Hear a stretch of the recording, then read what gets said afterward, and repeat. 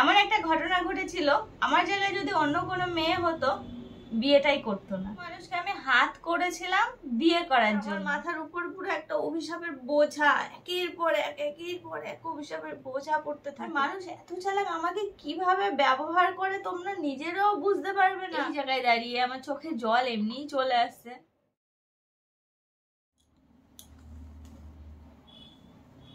সকলকে জানাই শুভ সকাল, আর আমাদের চ্যানেলে তোমাদের সবাইকে স্বাগত জানিয়ে আমি দীপা আজ একদম সকাল সকাল তোমাদের সামনে চলে আসলাম। আশা করি তোমরা এই কটা দিন আমার ওই চ্যানেলের ব্লগ খুব ভালোভাবে এনজয় করেছো। হ্যাঁ গো, আমিও খুব আনন্দ করেছি জানো তো। বিয়েতে এই প্রথম কারোর বিয়েই এতটা আনন্দ হলো। সত্যি কথা বলতে কি, আমি যখন যাচ্ছিলাম না, দিদি বললো আয় দেখিস কত আনন্দ হয়, কত আনন্দ হয়। আর সেটাই সত্যি হলো জানো তো। দিদির ওখানে গিয়ে এতটা আনন্দ এর আগে একটা বিয়েতে করেছি, সেটা হচ্ছে কন্যাযাত্রী গিয়ে, অর্পণের বন্ধুর বোনের কন্যাযাত্রী গিয়ে, সেই যে শীতের সময় হালকা হালকা ঠান্ডা ছিল সেই সময় গেছিলাম না, সেটাতে ওই আনন্দটা না এটাতে পাইনি। ওটা পুরো আলাদা আনন্দ, এটা পুরো আলাদা আনন্দ। এই আনন্দটা হচ্ছে ফ্যামিলিগতভাবে ঠিক যেমন আনন্দ হয় ঠিক সেই রকম। আর দিদি যখনই দিদি বুঝতে পারছে যে না আমি খুব হ্যাপি আছি, ওখানে গিয়ে দিদি বলছিল দেখেছিস তো, আমি বললাম না বেশ আনন্দ হবে, দেখলি তো। আমি বলছি হ্যাঁ রে, সত্যি কথা এটা। আর তোমাদের কাছে আমি নিজের থেকে আশীর্বাদ চাইছি, কারণ আজকে আমাদের অ্যানিভার্সারি, 3 ইয়ার্স কমপ্লিট হলো আমাদের বিয়ের, মানে ম্যারেজ অ্যানিভার্সারি আজকে। তো তোমরা প্রচুর প্রচুর আশীর্বাদ করে দিও যেন আমরা সারা জীবন এইভাবেই কাটাতে পারি, খুনসুটিমি করে, মারামারি করে, ঝগড়া করে, সব রকম ভাবে যেন খুব খুব ভালোভাবে সারাটা জীবন কাটিয়ে দিতে পারি।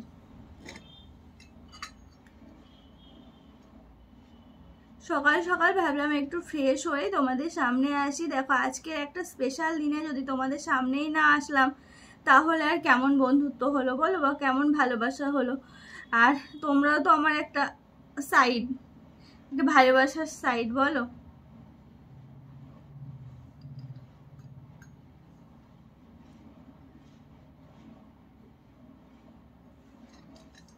জানো তো কাল রাত্রেবেলাও যখন অর্পণকে বলছিলাম এই সাইডগুলো কি ব্ল্যাক করে নেবো, অর্পণ বললো না এরকমই বেশি ভালো লাগে।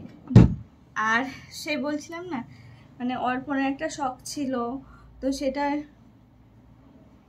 সে আমাকে যেমনই দেখতে লাগুক ওর ভালো লাগে। তবে আমারও কিন্তু খারাপ লাগে না, সামনাসামনি অতটা খারাপও লাগে না যতটা হয়তো ক্যামেরায় তোমরা বলো।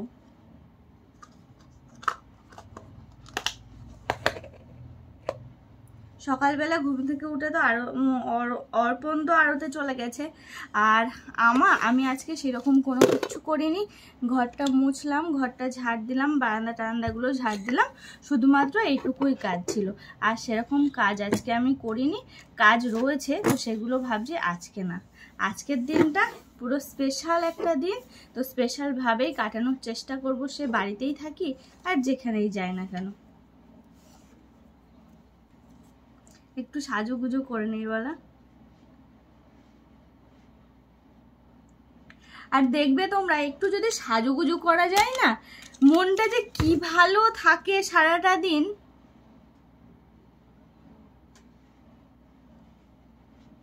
আমার তো খুব ভালো যায়। তোমরাও একটু সাজুগুজু করে থাকবে দেখবে। আর দেখো সবসময় তো আর সেজেগুজে থাকা সম্ভব নয়, কাজল টাজল পরে থাকা তো সবসময় সম্ভব নয়। তবে আজকে আমার যেহেতু একটা স্পেশাল দিন, তো ভাবলাম যে সকালবেলা ঘুম থেকে উঠে যখন ফ্রেশ হলাম একটু নিজেকে একটু গুছিয়ে নিই।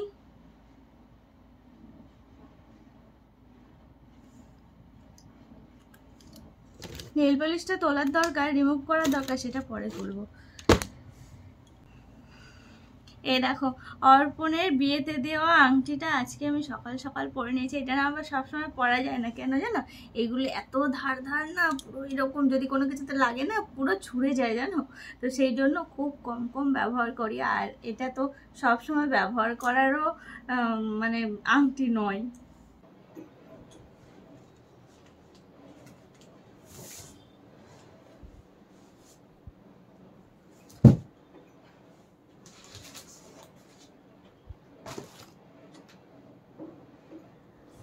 অনেক দামি জিনিস বার করলাম আজকে, আজ 1 বছর পর বার করলাম। যেমনটা ঠিক সেরকম ভাবেই ছিল। আর এটা বিশেষ করে কি বলবো, এই যে মিনি ভার্সনটা ছিল সেটা হচ্ছে হাজরাপুরে রেখেছি, আর আমার কাছে এটা রয়েছে। আজকে জানো তো ঘুম থেকে ওঠার পর থেকে শুধু একটা জিনিসে মনে হচ্ছিল যে না, আজকে অ্যালবামটা একটু বার করব, বার করে একটু দেখব। তো এই এখন সময় হলো, এখন একটু বার করছি, বার করে একটু দেখব। আমার সেই সব থেকে দামি জিনিস, দেখো সেসব দিন তো চলে গেছে, কিন্তু স্মৃতি থেকে যাবে এগুলোই, আর আমাদের মন।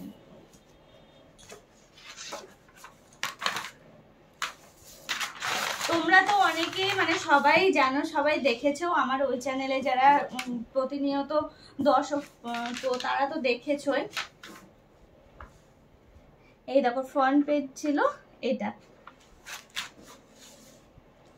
তো সবগুলো তো দেখানো সম্ভব না, তোমরা যদি চাও আমি অবশ্যই দেখাবো আমাদের অ্যালবাম। এটা হচ্ছে প্রথমে দেওয়া আছে প্রি ওয়েডিং এর যে সমস্ত শুট হয়েছিল, তার মধ্যে তারই কিছু ফটো।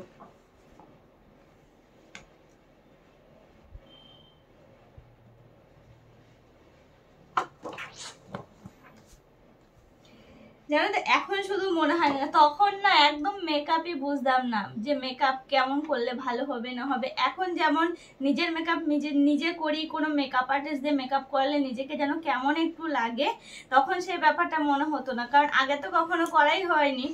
প্রথম সেই সময় মেকআপ করি, মানে যখন মেকআপ করে দিচ্ছে একটু চকচকে ঝকঝকে লাগছে নিজেকে, যেন মনে হচ্ছিল কত সুন্দর লাগছে। তারপরে ফটোতে যখন দেখি না, আমি তো ন্যাচারালি ঠিক আছি, এমনিতে মানে মেকআপের থেকে এমনি থাকলেই যেন ঠিক থাকি। আমাদের প্রি ওয়েডিং এর দিনের বিশাল একটা গল্প আছে, যে গল্প শুধুমাত্র আমরা কয়েকজন জানি। আমি না মুখ ফুটে কাউকে বলতে পেরেছি না কোনো কিছু, এখনো পর্যন্ত সেই দিন আমার আসেনি যে তোমাদের সঙ্গে সেই সময়টা আমি শেয়ার করব। দারুণ একটা সময় আমি কাটিয়েছিলাম, মানে প্রি ওয়েডিং এর দিন। এমন একটা ঘটনা ঘটেছিল, আমার জায়গায় যদি অন্য কোনো মেয়ে হতো বিয়েটাই করতো না। 100% সে মেয়ে কোনো দিনই বিয়ে করতো না। আমার সাথে সেই দিনটা যা ঘটেছিল, বললাম না এখনো সময় আসেনি সেরকম কিছু জানানোর, তবে জানাবো।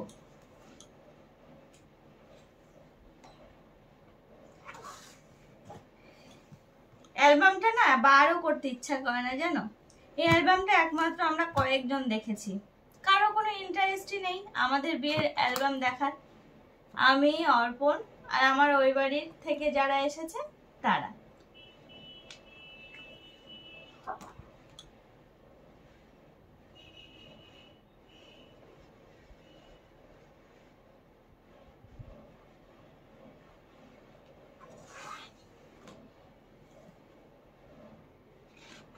আমার মেহেন্দির সময়কার ফটোগুলো দেখছি এখন, অনেক ফটো জানো তো, খুব সুন্দর সুন্দর। এই দেখো আমাদের ফ্যামিলি ফটো।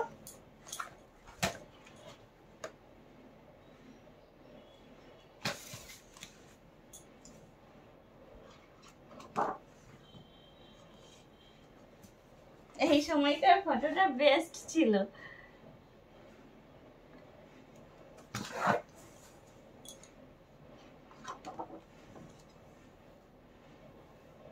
দারুন দারুন। এই যে আমার গায়ে হলুদের আগের যে শ্যুটটা হয়েছিল সব থেকে সুন্দর শ্যুট হয়েছিল ওটা। আর আমার যে হলদির যে সাজটা ছিল না, পুরো ইউনিক টাইপের। সবাই তো হলুদ, লাল হলুদের মধ্যে পড়ে, কিন্তু আমি এখানে রানীর উপরে রেখেছিলাম, কিন্তু ফুলের সাজিয়েছিল। অরিজিনাল ফুল তো আর আমাদের ওখানে অতটা পাওয়া যায় না, তো সেই জন্য অরিজিনাল ফুলটা রাখতে পারিনি। কিন্তু যাই হোক, দেখো হয়তো তোমরা বোর হচ্ছ, আমার গল্প তোমাদের সঙ্গে শেয়ার করছি। কি বলতো, কিছু কিছু মুহূর্ত না তোমাদের সাথে শেয়ার করতে এত ভালো লাগে।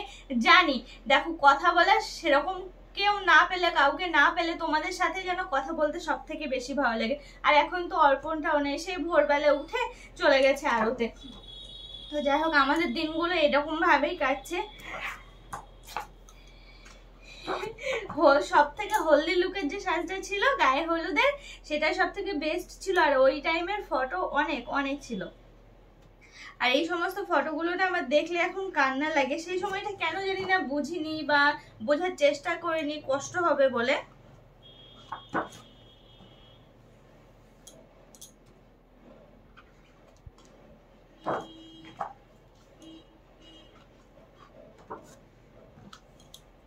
জানো তো ফেসবুকে আমি পোস্ট করি আজকে আমাদের অ্যানিভার্সারি। আমার একটা বিশেষ বন্ধু, আমার একদম প্রিয় বন্ধু, তো স্কুল লাইফের বন্ধু, সে কমেন্ট করেছে কি জানো, আজকে হচ্ছে হাড়ি কাঠে গলা দেওয়ার দিন, 3 বছর না 300 বছর এইরকম ভাবে দেখতে চাই তোদেরকে, হ্যাপি অ্যানিভার্সারি। সত্যি হাড়ি কাঠে গলা দেওয়ার। দেখো আমাদের লাভ লাইফ ছিল বিয়ের আগে 11.5-12 বছর, তারপরে আমাদের বিয়ে হয়। কিন্তু কি জানো, কিছু কিছু কথায় দেখো বিয়ের সময় শ্বাস চলে এসেছে, কিছু কিছু কথা খুব মনে পড়ছে। কি বলতো, এই যে আমাদের 11-12 বছরের লাভ লাইফ, তারপরেও জানো বিয়ে করে আসার পর আমাকে শুনতে হয় যে আমি নাকি বিয়ে করেছি, কিছু মানুষকে আমি হাত করেছিলাম বিয়ে করার জন্য। এটা কি তোমাদের বিশ্বাস হয়? যারা 11-12 বছর কাটাচ্ছে তারা তো চাইলে বাড়িতে না জানিয়ে বা নানান রকম ভাবে বিয়ে তো করেই নিতে পারতো না, বলো? কেন করিনি না? বাড়ির একটা সম্মানের ব্যাপার আছে, নিজেদের একটা জীবন আছে, এরকম ভাবে কেন করবো? আমরা তো ছোট নয়, আমরা তো যথেষ্ট ম্যাচিওর হয়ে গেছিলাম না? আমাদের অর্পণ বাবুকে দেখো তোমরা, এই দেখো বাচ্চা ছেলে, ওর না এখনো দাড়ি গোফ টপ কাটলে পুরো সেই এরকমই বাচ্চা লাগে। বিয়ের আগ পর্যন্ত ওর যখন গায়ে হলুদ হয় তখন পর্যন্ত ছবি দেখলাম আমি যে না দাড়ি আছে, ছোট করে দাড়ি রাখা, হালকা গোফ আছে। যখন বিয়ে করে, যখন আমি ওকে দেখলাম বিয়ের সময়, দেখছি দাড়ি গোফ চাচা, আমার তো দেখে মাথা চড়াত করে গরম হয়ে গেছে। সে করেছে কি, একদম বাচ্চা সেজে চলে এসেছে পুরো। তারপরে শুনলাম যে না, ওকে জোর করে দাড়ি গোফ কাটানো হয়েছে, ও কাটতে চায়নি। একটু ভালো লাগছিল না, যেন সে কেমন যেন লাগছিল। আর একদিন আগে যদি কাটা হতো তাও একটু মানাতো, সাথে সাথে কেটে সাথে সাথে বিয়ে করতে যাওয়া। অ্যালবাম দেখছি আর ভাবছি বিয়েটা কেন করেছিলাম, বিয়েটা না করলে মনে হয় ভালো হতো না, বললে? সবাই যারা বিয়ে করেছে সবাই জানো। দেখো আমাদের কিন্তু খুব হ্যাপি ফ্যামিলি, আমাদের সদস্য সংখ্যা একদম কম, তোমরা সবাই জানো সদস্য সংখ্যা একদমই কম। কিন্তু তার মধ্যেও একটা ব্যাপার তো আছে,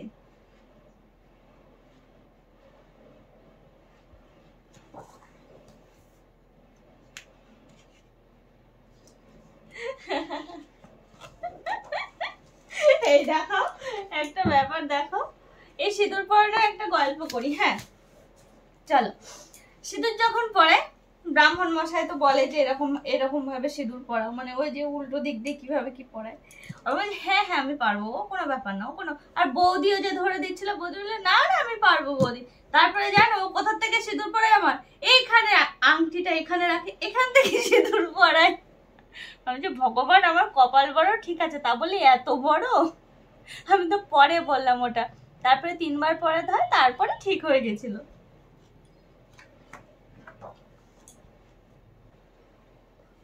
আমার ক্যামেরা দাদারা সত্যি আমাদের বাড়িতে যে কটা অনুষ্ঠান হয়েছে ওই দাদারাই কাজ করে।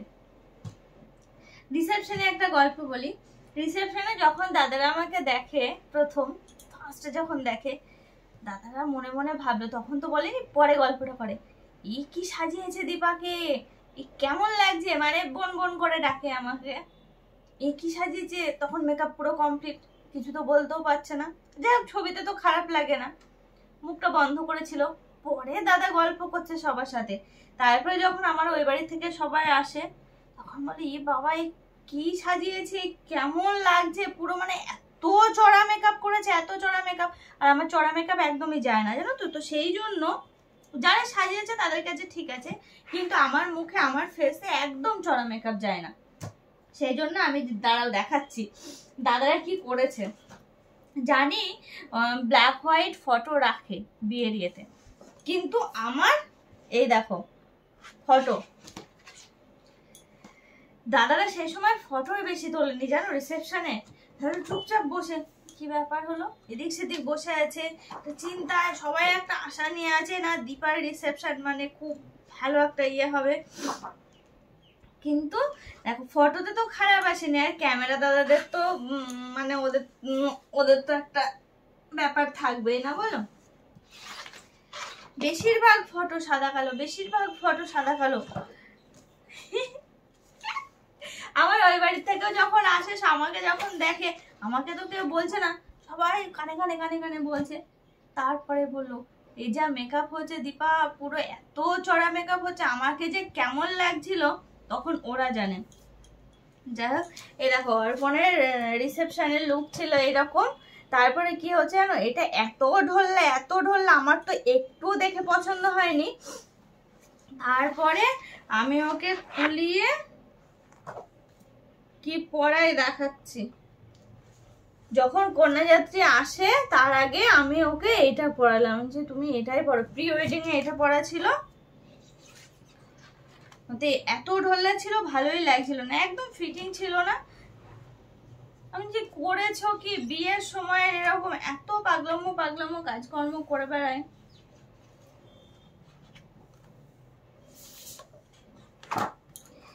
এই ছিল শেষ।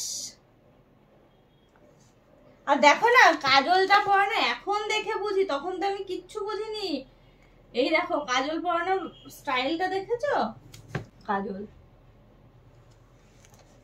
এই গেল রিসেপশন লুক, এই রিসেপশনের ভিডিও, শুধু ভুলভাল বলছি, ফটো সমস্ত অ্যালবাম আমরা দেখা হলো, তোমাদের সঙ্গে গল্প হলো, অনেক গল্প নিয়ে আজকে তোমাদের সামনে এসেছি, জানি না তোমাদের ভালো লাগবে কি, আমার গল্প তোমাদের হয়তো বোরও লাগতে পারে। জানো বিয়েটা সবার লাইফের একটা স্বপ্ন থাকে, ঠিক আমারও সেরকম একটা স্বপ্ন ছিল। আমি অর্পণকে পেয়ে সত্যি খুব হ্যাপি, এখনো ভালো আছি, আগামীতেও হয়তো ভালো থাকবো। তবে কি জানো,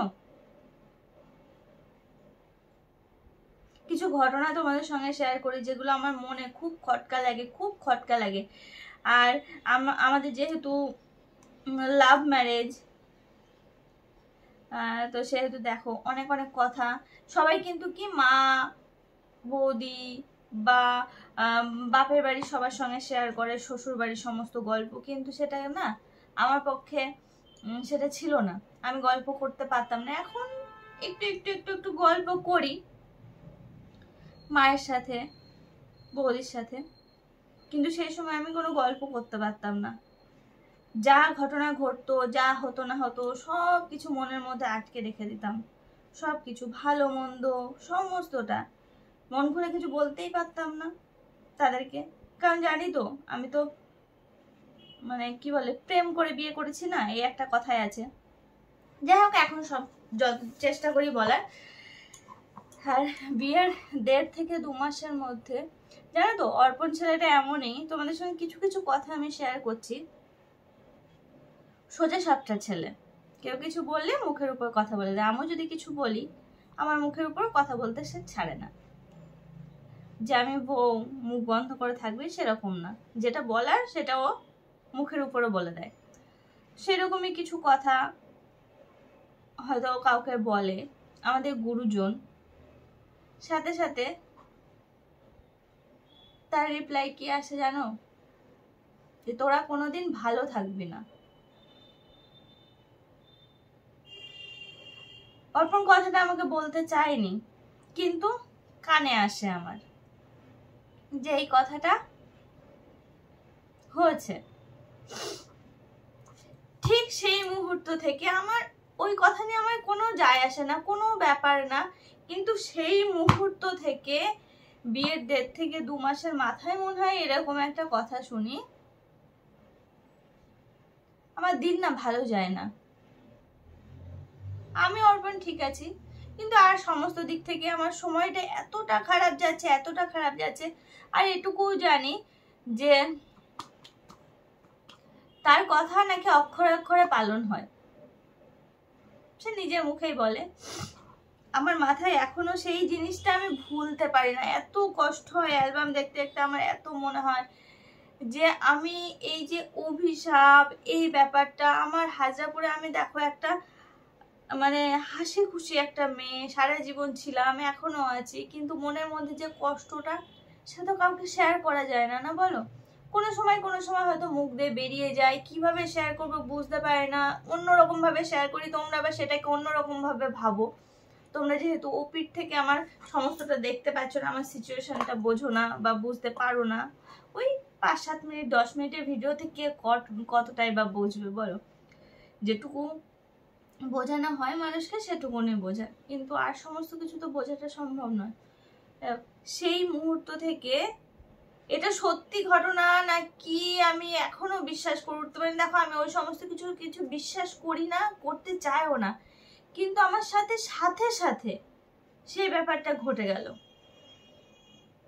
সব কিছুতে খারাপ, সব কিছুতে যা করছি, যা বলছি, যা করছি, সব কিছু খারাপ, সব কিছু। আমাদের সময়টা খুব খারাপ যাচ্ছিল, কিন্তু তোমরা কি বুঝতে পেরেছো? বুঝতে পারোনি, সত্যি বুঝতে পারোনি। কিন্তু কাঠগড়ায় সারাক্ষণের জন্য আমাকে দায়ী করিয়ে রেখেছো, দাঁড় করিয়ে রেখেছো। সময়টা এখনো যে খুব ভালো যাচ্ছে তা নয়, সময়টা আমাদের খুব একটা ভালো যাচ্ছে না আমার অর্পণের, কিন্তু আমরা ভালো আছি। এই যে আমার মুখে হাসি, এটা দেখো, এটার মধ্যে দিয়ে না আমি নিজেকে ভুলিয়ে রাখতে চাই, সারাক্ষণের জন্য ভুলিয়ে রাখতে চাই। আমার ড্রেসপত্র দেখে তোমরা অনেক কথা বলো, এই শ্বশুরবাড়ি থেকে কিছু বলে না। হ্যাঁ সত্যি, আমার শ্বশুরবাড়ি থেকে বলে না। আর ড্রেসপত্র পরার কারণ আছে, নিজেকে একটু ভুলিয়ে রাখার চেষ্টা করি, আবার সে আগের দীপাকে ফিরে পেতে চাই আমি। তোমরা হয়তো বোঝো বা দেখো আমার ভিডিও যারা প্রথম থেকে দেখো, বিয়ের আগের থেকে আমি ওই রকম ড্রেসপত্র আগাগোড়াই পরি। তোমরা এখন আমাকে কাঠগড়ায় কেন দাঁড় করাও? তো বিয়ে হয়ে যাও মেয়ে, পুরো কি চেঞ্জ হয়ে যায়? আর কত চেঞ্জ হব বলো তো, কত চেঞ্জ হব? আমাকে তো আমার মতো বাঁচতে হবে, আমাকে তো বেঁচে থাকতে হবে। কিছু কিছু কথা মাথায় এতটা এফেক্ট ফেলে না, চোখ দিয়ে ভাবলেই কান্না চলে আসে। এখনো কান্না আসে, কিন্তু কিছু করার নেই। ওই সময়টা এখনো কাটে উঠতে পারিনি। দেখো এটা মেনে নিয়েছি যে কিছু সময় সবার জীবনেই ভালো যায়, কিছু সময় সবার জীবনেই খারাপ আসে। সেরকম হয়তো আমাদের জীবনও হয়তো খারাপ চলছে, আগে ভালো কাটিয়েছে, এখন খারাপ চলছে, বেশ কয়েক বছর খারাপ চলবে, আস্তে আস্তে হয় উপরে হয়তো ভগবান যদি সত্যিই থাকে, ভগবান বলে যদি কেউ থাকে, সে তো দেখছে আবার ভালো দিন আমাদের আসবে। আর তোমাদের আশীর্বাদ তো আছে। একজন অভিশাপ করেছে তাতে কি হয়েছে? তোমাদের কত মানুষের আশীর্বাদ আছে বলো তো আমার মাথায়?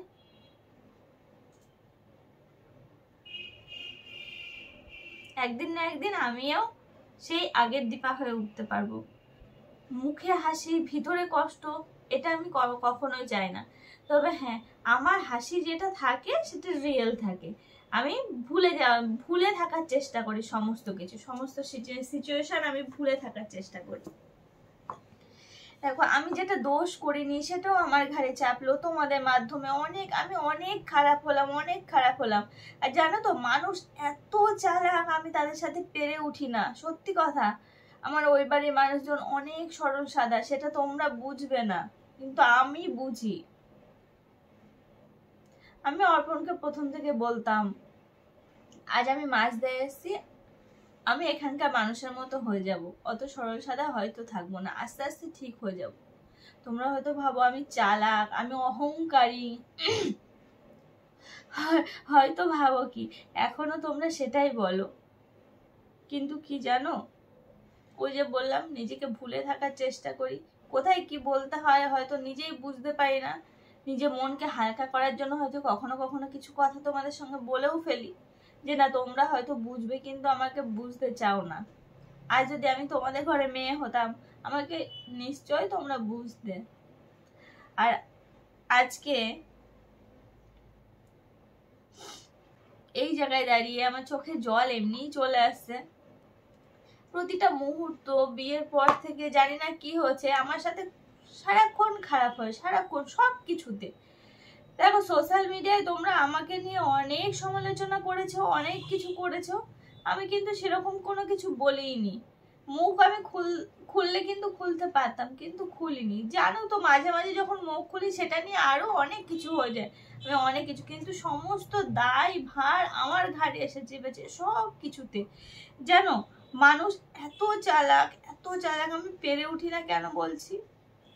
আজ যদি আমার সামনে কেউ আসে বা আমার বাড়িতে কেউ আসে, আমি তাকে সাথে সাথে ফোকাস করার চেষ্টা করি, এটা আমার এই, এটা আমার সে, এটা ও, এটা ও, এরকম, ও ওইরকম। কিন্তু কিছু কিছু মানুষকে দেখেছি শুধু তার ফেস দেখায়, শুধু তাকে নিয়ে বলে, আর চেনাশোনা মানে গুণে দু একটা মানুষকে নিয়ে বলে, কিন্তু মানুষজন কে বাড়িতে থাকলো, কে আসলো, কে গেল, তাকে ফোকাস করে না। কারণ তোমরা হয়তো বুঝে গেছো কারণটা কি। আমি অতটা চালাক হয়ে উঠতে পারি না, সত্যি সত্যি চালাক হয়ে উঠতে পারি না। আজ যদি আমি মানুষকে ফোকাস না করতাম, আমার এত বিপদ হয়তো হতো না। অনেক দিক থেকে অনেক প্রবলেম হয়েছে আমার জীবনে, অনেক প্রবলেম হয়েছে, সেগুলোর দায়িত্ব আমি, কারণ আমি তাদেরকে ফোকাস করেছি, সেটাই হচ্ছে দায়। আর মানুষ এত চালাক, আমাকে কিভাবে ব্যবহার করে তোমরা নিজেরাও বুঝতে পারবে না, যেটা আমি এখন উপলব্ধি করি। এখন আমাকে কেউ কেউ আছে জানো তো, আমাকে কেউ কেউ বলে, দীপা সবে তো 2 বছর হয়েছে বিয়ে হয়েছে, সবে তো 3টে বছর হয়েছে, দিন যা আরো অনেক কিছু বুঝতে পারবে, অনেক কিছু শিখে যাবে। সত্যি সংসার জীবন ভারী কষ্টের, ভারী কি বলবো শিক্ষার বিষয়, শিক্ষার জায়গা। সংসার জীবন প্রতিটা মুহূর্তে শিক্ষার জায়গা, তবে সংসার জীবন সত্যি শিক্ষার জায়গা। একদম কিচ্ছু না জেনে সিঁদুরটা কিভাবে পড়তে হয় সেটা পর্যন্ত জানতাম না।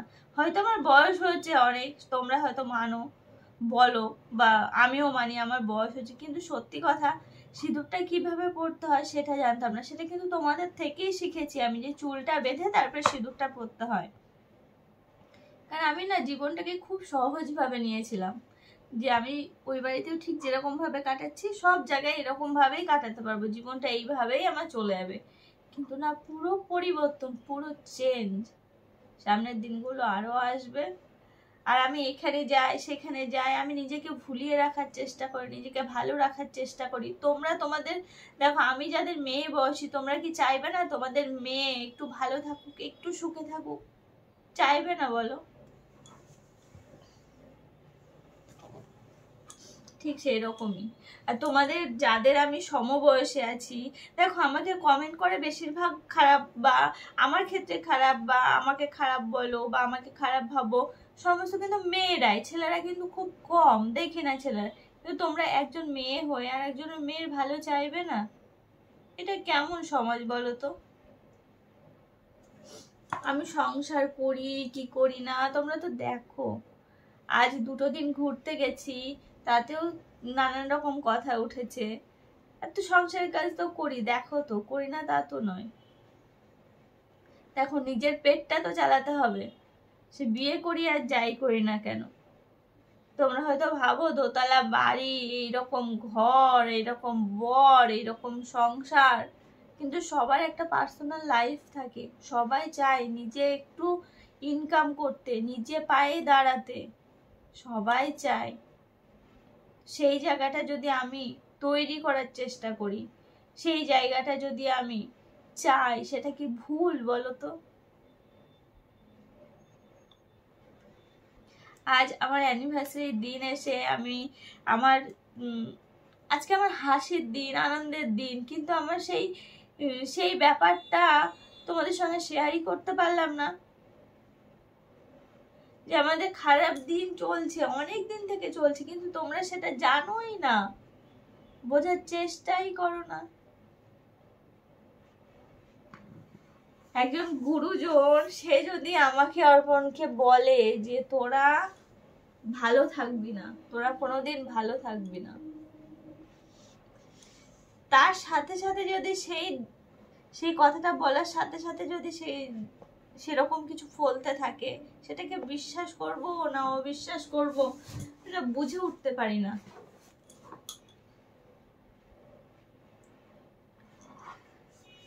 তো আমি চাইবো একজনের অভিশাপ, আর সত্যি কথা বলতে কি আমি তখন শুধু ভাবতাম অভিশাপ কি জিনিস, আমি সত্যিই জানতাম না। আমার ওই বাড়িতে না এরকম কোনো কারোর মুখ দিয়ে বেরোয় না কিছু যে তুই ভালো থাকবি না, তুই এরকম থাকবি, তুই ওরকম থাকবি, কোনো সময়ের জন্য মুখ দিয়ে শুনিনি। কিন্তু দেখো এবারে এসে আমার মাথার উপর পুরো একটা অভিশাপের বোঝা, একের পর এক অভিশাপের বোঝা পড়তে থাকে, চলতে থাকে। খারাপ লাগে, তখন কষ্ট হয়, জানি না এর থেকে কবে মুক্তি পাবো।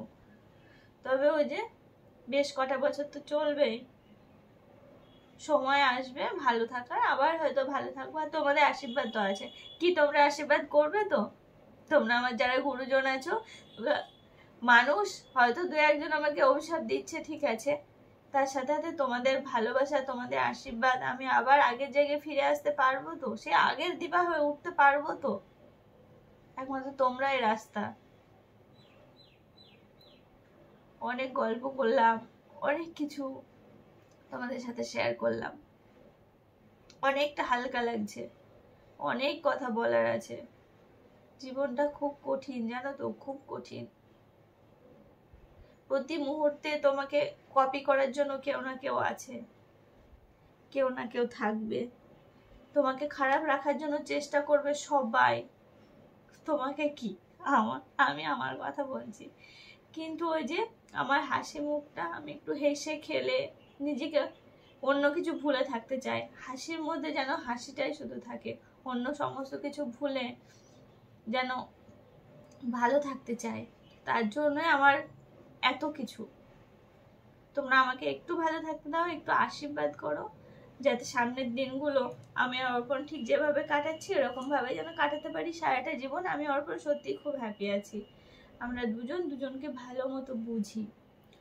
ও আমাকে শুধু একটা কথাই বলে, থাকো, চুপচাপ থাকো, সময় আসবে সব ঠিক হয়ে যাবে, সব ঠিক হয়ে যাবে। আজ ওর কথাতে আজ আমি অক্ষরে অক্ষরে পালন করে আর চেষ্টা করি ভালো থাকার, কিন্তু ওই যে তো আমাকে বাধা দেয় না কোনো কিছু করতে, জানো, কারণ ও বোঝে আমাকে, জানে, আজ থেকে দেখছে না, অনেক দিন থেকে দেখছে। মানুষের সাথে তুলনা করতে জানে আমাকে প্লাস অন্যান্য মানুষকে।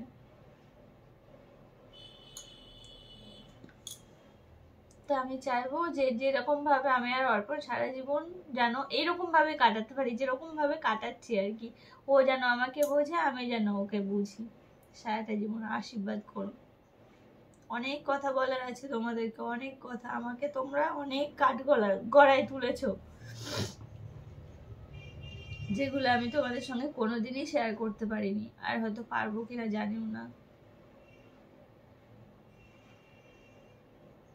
বিয়ের আগে থেকে অনেক কিছু শুরু হয়েছে,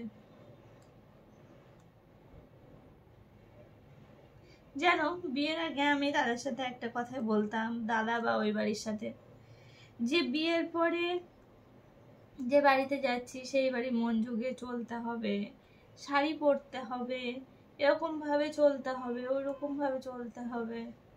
দেখতে তো আগে তো আমি শাড়িও পরতাম, ভালো বউ হয়েও ছিলাম, সব কিছু চলতাম, কিন্তু নিজের জীবন বলে তো একটা কিছু আছে, বলো, সেটাকে তো চালাতে হবে, সেটাকে তো ভালো মতো চালাতে হবে। এখন ভাবি দাদাকে সেই দিনের বলা কথা আর আজকের দীপা, কত আকাশ পাতাল তফাৎ।